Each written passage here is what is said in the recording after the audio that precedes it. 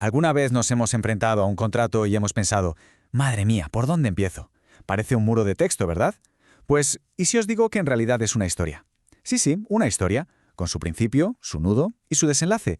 Y eso es lo que vamos a hacer aquí. Vamos a aprender a leerla. Eso es, tal cual. Leer un contrato es una habilidad, como leer un libro. No va de memorizar leyes ni nada por el estilo, ¿eh?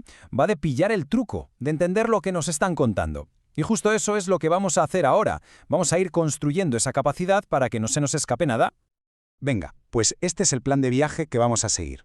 Primero, los cimientos, qué es un contrato de verdad. Luego, su anatomía, cómo está hecho por dentro. Nos meteremos de lleno en la letra pequeña, que siempre es importante. Veremos qué pasa cuando las cosas se tuercen. Y por último, cómo se acaba la historia. Vamos allá. Muy bien, pues al lío. Vamos a empezar por lo más básico. La pregunta del millón. ¿Qué hace que una promesa, un te doy mi palabra, se convierta en un contrato de verdad, de los que obligan legalmente? Pues mira, para que un contrato sea válido necesita dos cosas que son la base de todo. Lo primero, un acuerdo mutuo. Y esto se desglosa en una oferta clara por una parte y una aceptación también súper clara por la otra. Si no hay este si quiero por los dos lados, pues no hay contrato. Es solo una conversación nada más. Vale, ya tenemos la esencia, lo que es un contrato. Ahora vamos a hacer de cirujanos, vamos a diseccionarlo para ver qué tiene dentro. Podemos pensar en sus partes como si fueran los capítulos de un libro, que nos van guiando poco a poco por toda la historia del acuerdo. A ver, la mayoría de los contratos, casi todos, siguen una estructura muy parecida. Es como un mapa para no perderse. El título, pues es el nombre del mapa, te dice de qué va la cosa.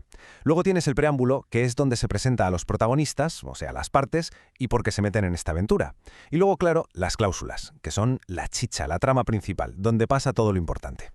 Hablemos del objeto. El objeto es el corazón de la historia. Es el qué.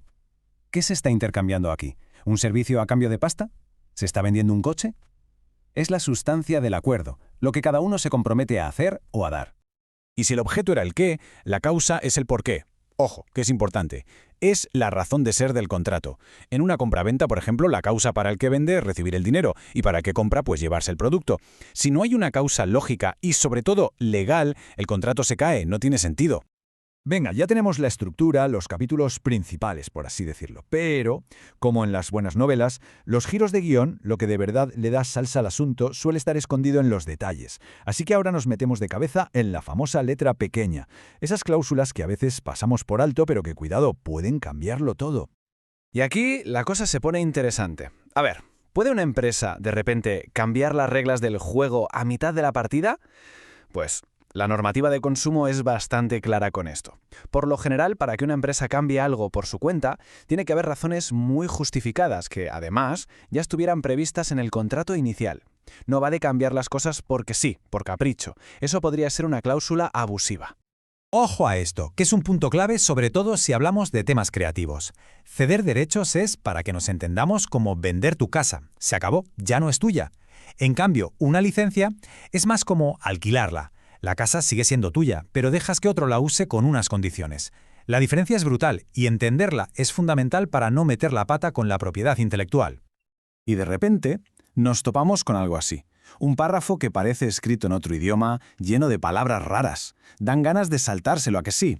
Pues mucho cuidado, porque esta cláusula, que es un ejemplo típico, lo que está haciendo es definir cómo se van a resolver los marrones si las cosas salen mal.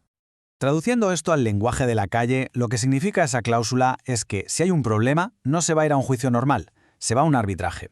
A ver, el arbitraje se suele usar porque es más rápido y privado, pero es una decisión súper importante, porque significa que en lugar de un juez va a ser un experto, un árbitro quien tome la decisión final. Y lo que diga va a misa. Toda buena historia tiene que tener su conflicto, si no, sería un aburrimiento. Pues en el mundo de los contratos, el conflicto tiene un nombre. Incumplimiento. Es ese momento en el que la trama da un giro inesperado porque alguien no ha hecho lo que prometió. Pero, ojo, un incumplimiento no siempre es que alguien desaparezca y no haga nada de nada. A veces, la clave está en los pequeños detalles. Como en este ejemplo. Si el contrato decía 2 capas de pintura y el pintor solo da una, pues eso es un incumplimiento. Se ha faltado a una parte del trato, y aunque parezca pequeña, es importante. Claro que esto no siempre es blanco o negro. La parte a la que acusan también tiene sus cartas que jugar. Puede defenderse diciendo, un momento, que yo hice exactamente lo que ponía en el papel. O puede contraatacar, Fuiste tú quien incumplió primero, así que yo ya no tenía por qué seguir. O incluso puede ir a la raíz del problema y decir que el contrato nunca fue válido porque todo era demasiado vago. Y llegamos a la resolución del conflicto. Cuando hay daños y perjuicios, el objetivo no es castigar a nadie, ¿eh? El objetivo es compensar. La ley lo que intenta es dejar a la parte perjudicada en la misma situación en la que estaría si todo se hubiera cumplido como Dios manda. Devolverle, por así decirlo, la ventaja de la negociación que esperaba conseguir. Como toda buena historia, esta también tiene un final. Los contratos no son para siempre, claro, y hay varias maneras de que lleguen a su fin, de que se cierre el telón de la relación entre las partes. El final puede ser de color de rosa. El proyecto se termina, se cumple el plazo y todos contentos. O puede ser un final de mutuo acuerdo, donde las dos partes deciden decir hasta aquí hemos llegado. Y bueno, también puede ser un final más movidito, como un despido. Sea como sea, cada una de estas formas pone el punto y final. Ciérrame el capítulo de esa relación. Y con esto llegamos al final de nuestro recorrido. Pero me gustaría dejar una última idea en el aire. Hemos aprendido a leer la historia que cuenta un contrato, a descifrarla, pero la próxima vez que uno caiga en nuestras manos, la pregunta no debería ser solo ¿qué dice?, sino también ¿quién tuvo el poder de escribir estas reglas? Porque entender eso es entender de verdad el juego en el que estamos a punto de entrar.